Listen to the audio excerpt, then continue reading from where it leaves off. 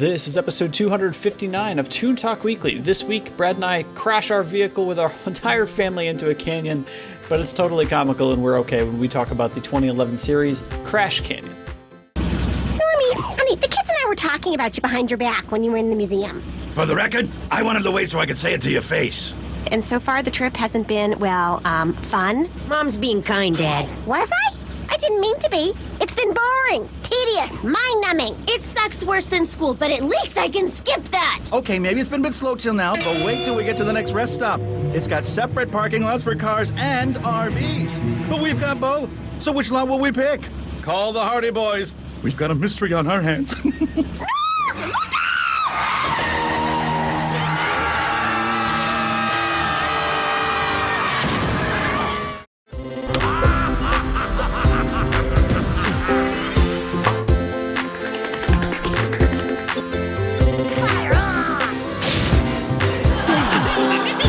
Day just keeps getting better.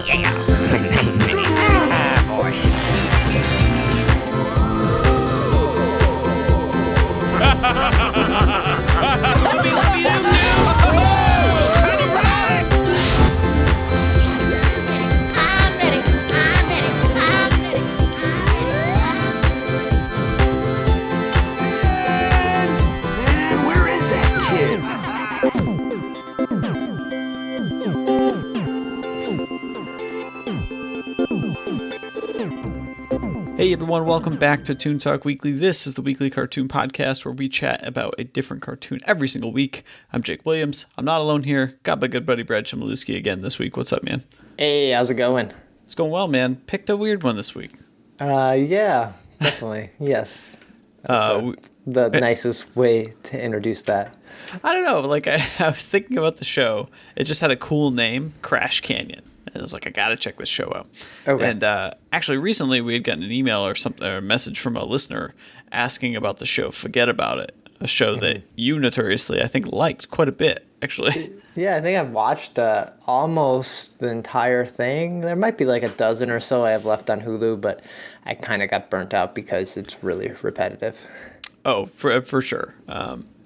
And it was funny because this listener was asking about similar shows to Forget About It. And the first thing that kept coming to my mind was like, you know, Family Guy, American Dad, Border Town. Those are the other three I could think of that are like, they're like the sitcom cartoons that include quick, like, not even witty things, but just like quick jokes, slapstick humor, cutaways to some flashback or something. Slightly racist. Yeah, a little off. And boy, have I found another one of those in Crash Canyon. This one takes all of that and just throws it off a cliff. Yeah. Yeah. No, so I did pick it by the name. This was a 2011 series, and I was like trying to figure out. There's this thing, I think we recently, like a few months ago, we had a Kevin James night, right, with a few friends where we all watched like Kevin James movies. And sometimes you watch movies that feel like they're from a totally different era. Like they were built and the story is structured in a way and presented to you, the audience, in a way that is clearly not modern, and yet the movie came out just a couple of years ago. Like sometimes that happens. That's what this show feels like to me. Really? When did this show? What? Give me some backstory on it. Well, so we got 2011. So it's 7 years old, but parts of it just feel... 7 years is a long time in culture, right? In culture years. Now it is, yeah, right? Stuff moves like way too fast. We had iPhone, 3G? Yeah, there were flip phones in this show. We were only on like the second or third iPhone at that point. That's how we judge our lives now. How many iPhones? How many iPhones have we gone through? Even if you don't use iPhones, people still use it as iPhones as a measure of time. Yeah, I judge in how many billions you pay for Instagram and iPhone years. That's only three Instagrams, 4 iPhones ago. Yeah. Can you believe this would have cost me 6 Instagrams 10 iPhones ago? That's amazing. So the series Crash Canyon, it's a Canadian animated series, premiered on Teletoon in Canada, distributed globally by MTV, which I found interesting. 2 seasons, 26 episodes, and it launched September 18th, 2011. It was created by Jamie LeClaire, Phil Lafrance, and Kyle MacDougall. I guess some interesting little tidbit about how the show kind of like came to be was that Joel Cohen, one of the writers on the series, he's a Canadian who was living in Los Angeles when he was working on The Simpsons. Okay. He wanted to create a Canadian series with other expatriates, other people from Canada, so that they could tell these like Canadian jokes that only they would really get, build it into a series. Are you expatriates or expats if you're from another country? I've only ever heard of expats This referred us? to as Americans because I didn't know you could be an expat from another country. Well, every you can be patriotic about your country, no matter like where you are, right? Isn't that the Yeah, pat? but are you? I thought like a pat. Man, all right, now I don't know. No, the New England Patriots. No, I do believe the term generally or loosely at least means basically you live somewhere that's not your own country. Okay. So he also recruited ex-Canadian writers Tim Long, who was also on The Simpsons, and Chuck Tatum of How I Met Your Mother to help write the scripts for the series.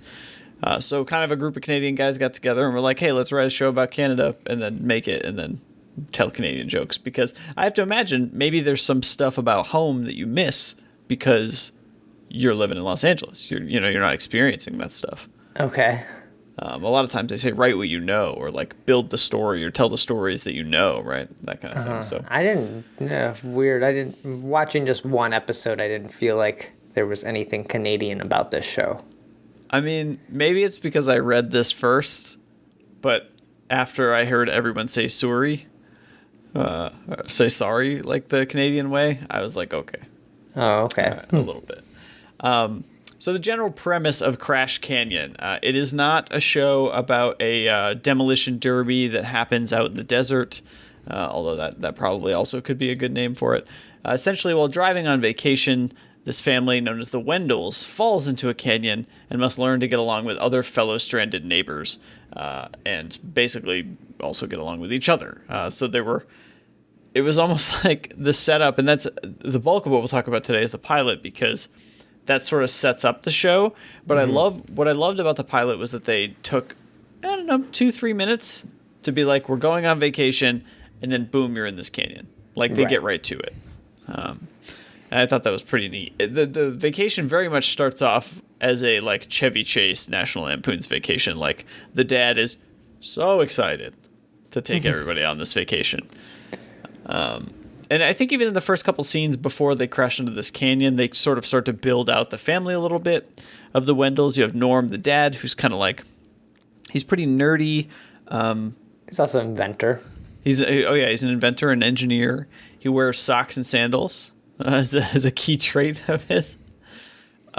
He also he's so organized that he has like one of the very first times you meet him is, hey everyone, we're getting ready for a vacation, and now I finished the first part of our vacation, which on a clipboard or a whiteboard says, tell everyone about vacation. Like stuff like that. You have Sheila, who I believe is the mom. From her character, I didn't gather a ton aside from like, man, she's got a temper. Yeah, she's got anger issues. Right. Roxanne, or Roxy as she's known, is the older daughter. If we're comparing this to Family Guy, actually, I think Meg was also older than Chris in Family Guy, so it's similar family age of the genders there. So you have Roxy, who is like the typical teenage girl, right? Loves being on her phone, needs to know what everybody's up to, all the social stuff happening. She needs to be there. You have Jake, who's me. That's it. That's it. That's No, Jake seems like he's up for adventure. He's just like the younger boy who is just like excited to do whatever. He doesn't really care. He's all about money, man. And and he's all about money. That's true. That's true. He does. There's always he's always offering to to do things, but as long I as he think gets he paid. wants to be rich, or I don't know about all the backstory there, but Yeah. And then you have Vernon, who is like, is he like a second cousin? Like he's like kind of sort of related to them. They mention it in the first scene, but he's basically this giant, overweight, like slob. I don't know how else to describe him. He also is limited in his movement to a motorized wheelchair, basically. and the most racist out of everyone on this show. Is he? Oh yeah, I guess he's like the guy who just has no filter because he doesn't run in or talk to anybody ever, right?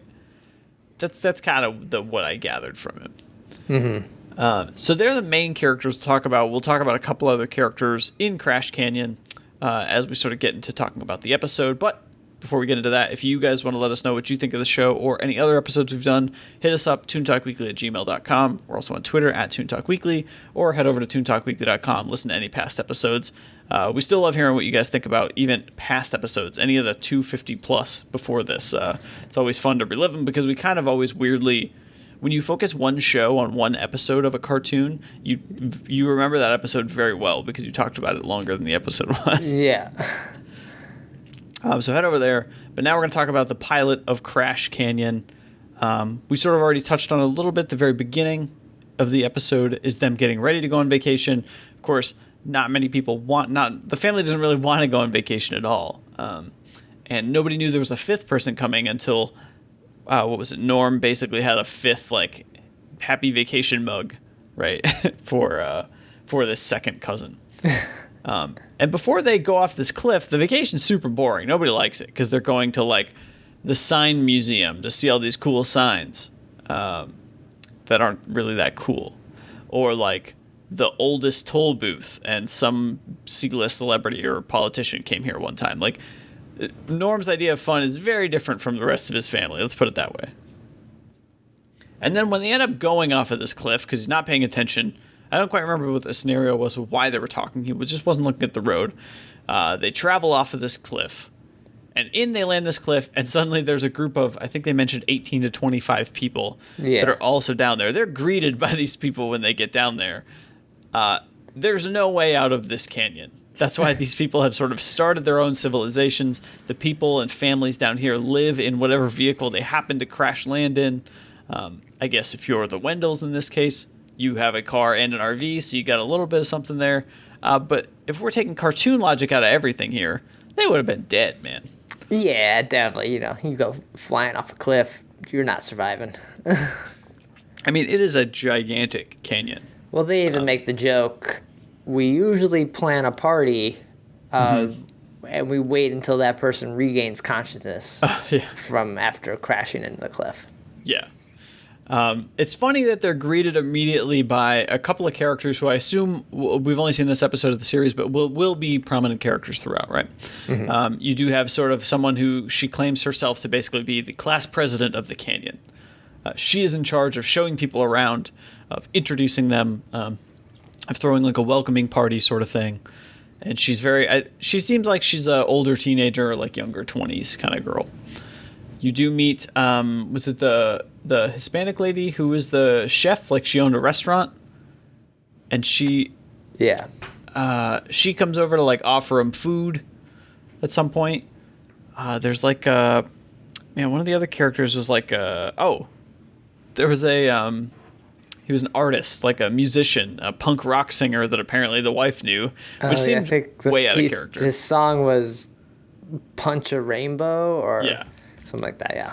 Yeah, the like goofiest, most angsty thing you could probably come up with is Punch a Rainbow, and that's what he sang about. So lots of interesting characters down here, but by far and away, my favorite scenario, I gotta say, this show for me did not have a ton of like huge laughs or anything, but what I thought was incredibly smart was that they mentioned, we all live down here, well, except for this family called the Manderbelts. They're above us. And they immediately show this mansion that's up on like a crag. It's up a little bit higher than everybody else's houses that has also fallen into this canyon. And the situation is that they were moving this house to a different plot of land. And I thought that is genius. Like, of course, the rich people somehow had the fortune to have their mansion mostly intact land higher than everybody else in this canyon. Yeah. Okay. That was awesome. I thought that was a fun plot point. And you actually meet them because of this cat, Brad. Yeah, for some reason, their license plate, this family, it fell off or came off and cut off two of the cat's legs? Yeah. Is that what happened? I was confused. They're like, look what you did to our cat, and it had peg legs. I was like, oh, did you put the peg legs on there, or did this happen? But I guess, they basically cut the legs off that cat. Should also mention it was peg legs on just the right side. It wasn't like the back or the front that you could manage. It was pretty awkward. Yeah. But also, I don't remember in the crash seeing that actually happen. Maybe there was like a cat noise or something that happened. So it was news to me as well. I kind of felt the same way that you did. You're the new ones. You did this.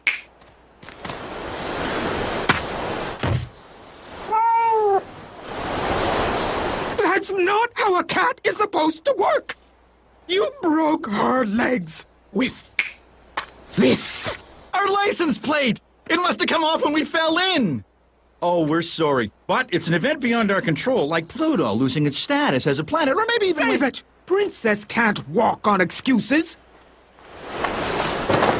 It was like just a weird plot point, which I guess the whole show is just a bunch of just...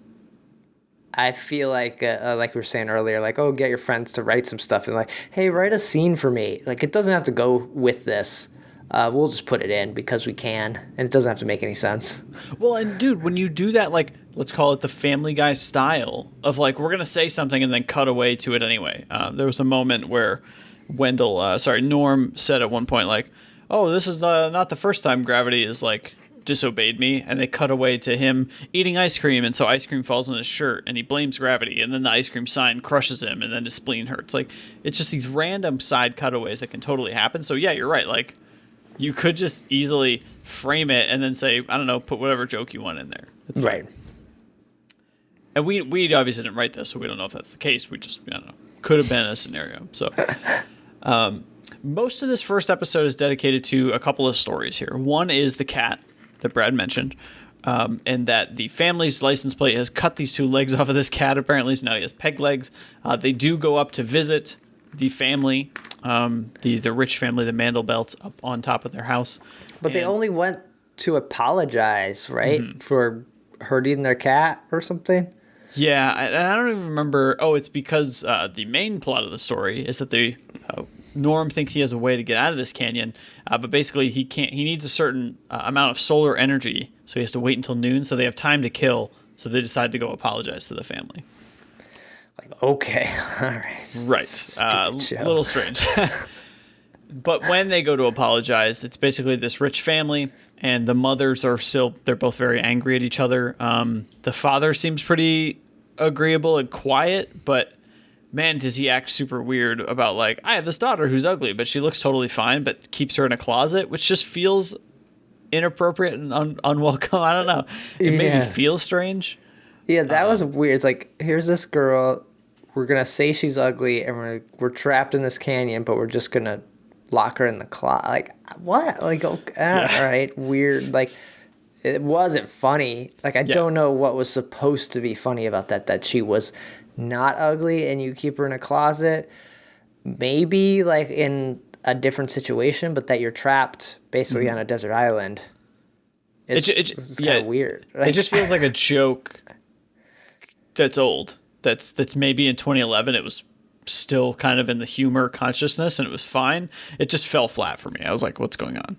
Yeah. But in the midst of apologizing, going up to this house, the mother at one point goes to the bathroom, and while she's in there, Norm mentions, I can fix your cat. I'm an engineer. And I don't know where he got this, but he essentially gave this cat two wheels, but like, if I were to describe these wheels to you, they're the sort of wheels you would put on the bottom of a cart you would have in like an office. But they were also inflatable because later in the episode they pop. So somehow they were like tiny bicycle tube wheels. Yeah. And he just had these things. That's why this show, for me, doesn't work, because they have everything that they could possibly need at their disposal in this this cavern, but yet no way to build a ladder to climb up the side. I mean, it's got to be a big ladder, man. It's not Fortnite. You can't just build ramps up, kind of climb your way out. But the main plot of the episode was essentially Norm devising this this solar-powered, basically, kite. And I think also the drill that was part of it was also solar-powered, so that's why I had to wait for the energy. But while the family leaves, the daughter, Roxy, is so concerned that she's going to miss this pool party. She's like, I'm not going to wait for my family. I'll just leave a note, whatever. The way this kite works is interesting. You throw it, and it's got a huge rope attached to it that you'll climb up. But it basically bumps into the canyon, and then the drill drills into the wall to hold you so you can get up to this like ledge, and then you do it again, get up to another ledge, yada yada. She does it the first time and then realizes she actually has a little bit of cell signal. And the entire time she's standing on this rock ledge, she's getting text message and update and texting her friends and doing all these things, wondering what's going on, what boy likes her, all that sort of thing. While it's vibrating, it's slowly eating away at this thing. And I got to say, man, this is up there with the plots of, it happened also in like the new Avengers film. Like, why are there so many things in like popular media where it's like the perfect plan, it's totally going to work, and someone is too stupid to like put their whatever vice aside, or like passion or thing they care about aside, to just finish the job of like escaping or doing what, or saving the world or whatever.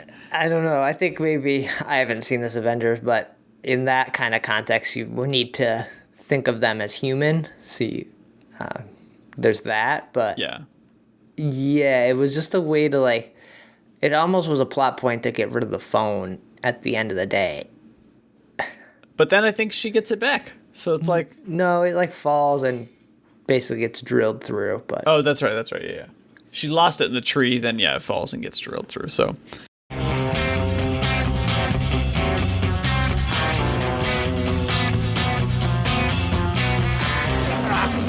XL my ass! Oh, I can't wait! I have to know!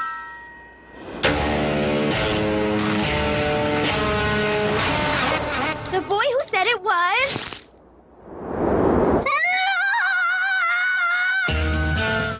Eventually, this thing entirely comes crumbling down the platform she was standing on because it was all vibrating. The kite, as far as I know, is damaged and not going to work, right? So essentially they've failed to get out of this canyon, and they're going to be here for a while. In fact, it seems 2 seasons worth, basically. There's 2 seasons of this show? There are 2 seasons of this show, yeah. Oh my God. Do not watch them. So the thing about this show, and it's kind of like Gilligan's Island, right? Where the central plot could always be, how do we get out of this canyon? Yeah.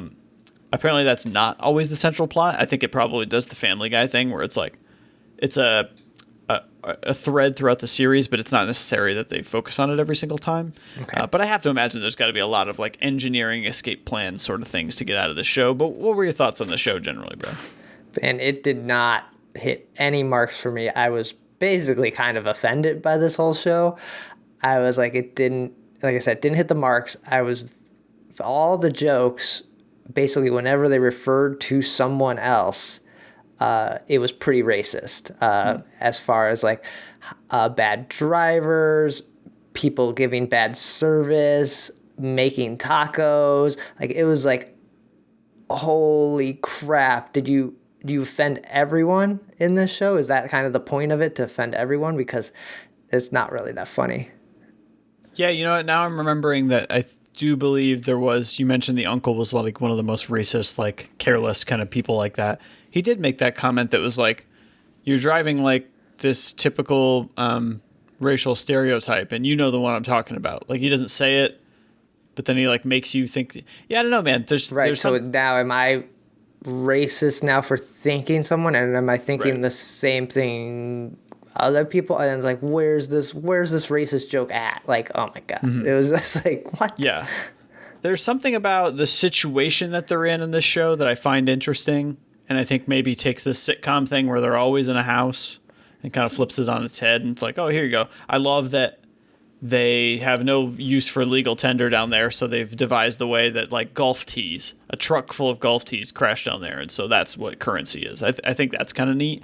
But we just watched the show that it's the exact same plot, the Billy Dilly, where they're trapped in the center of the earth. Yeah. And they have to figure out a way to basically rebuild their car or whatever, the cheese grater thing, to like get back up to the center of earth. It's like, yeah, oh my God, like how, like this plot, this just story is played out. Like, we're on an abandoned island. We're stuck in this cavern. We're in the middle of the earth on a abandoned planet. It's like, oh my gosh, like I can't watch you guys for like multiple seasons just bumble your way through like trying to figure this out.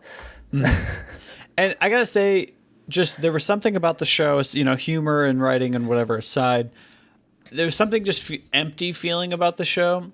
And I don't know if that's because you know, maybe it's not fair to compare this to Family Guy, but Family Guy has developed a formula that has been copied many, many times. This is also not me saying I absolutely love Family Guy, because that show can be super offensive sometimes too. But what I will say is that they've come up with this formula that keeps things moving and keeps you engaged with what's happening, whether it's music or the little stingers or the transitions or whatever. And this just felt empty a lot. And it was just like, okay, next thing, family. And I don't know what that is. The show, you know, the show looks fine. It looks like a show from that time. But generally, like, I just felt like it's a thing. It seemed like a fine show. Not a show I'm going to go out of my way to recommend to anybody. So to the listener that said, hey, are there any other shows kind of like Forget About It? You just rewatch Forget About It again. It's fine. Yeah, I think that's a better... where that show is offensive, it does a job of like offending or making fun of, I think, Canada as a whole, like the general, like the niceness of Canada, and then making fun of like the ridiculousness of the mob people. Like the mob, like themselves. Like that's where some of these shows that are like trying to be offensive, it's way easier to be like, if you're trying to offend yourself, like, oh, this is my stereotype, I believe this, versus like, hey, this is what everyone else is thinking, that this guy, right? He doesn't know this because he's this. And look, to be honest, you guys realize too, we said at the top of the show, we've only watched one episode. So maybe this one just rubbed us the wrong way. Maybe the humor wasn't quite there. Maybe it's toned down throughout the series. Maybe it gets better. I feel like it probably gets worse. Like, I will say, though, people trapped in a cave, like, you are only going to get meaner to each other. Possibly, yeah. I will say, though, I think that I got to stop picking pilots, man. Because as much as it's great that they set up the series, sometimes you just don't get a good flavor. Like, true. A pilot is not always necessarily the best first impression of something. They haven't had time to, like, develop and, like, get a flow for things. So, but in this case, we would have no idea. We would have watched episode, 20 and been like, why are they in this cavern? Like, why don't they just, like, climb out or walk out? It's in the title card. It shows them flying off a cliff. But I know what you mean. It's not important how they got down there, I guess. No, it's just that they are. But yeah, I know what you mean. The context is nice. I will say that. So let's get out of here. Brad, where can people find out more about you when you're not recording Toon Talk Weekly? So you can follow me on Twitter. It's @BeaverAd. And then my blog is digitalhitchhiker.com. Guys, check them out over there. You can follow me on Twitter @Jacob Williams. And as mentioned earlier in the show, we're all over the place as Toon Talk Weekly. We're on Twitter, Facebook, Google+, and Instagram, all @Toon Talk Weekly. Of course, you can email us, toontalkweekly@gmail.com. And toontalkweekly.com is the main hub for the show. Let us know what you think of any episode, past or present, or future. If you can predict what we're going to watch next, then you can send us an email about it. But that's going to do it for this week's episode, all about Crash Canyon. We'll be back next week with another cartoon. Take care.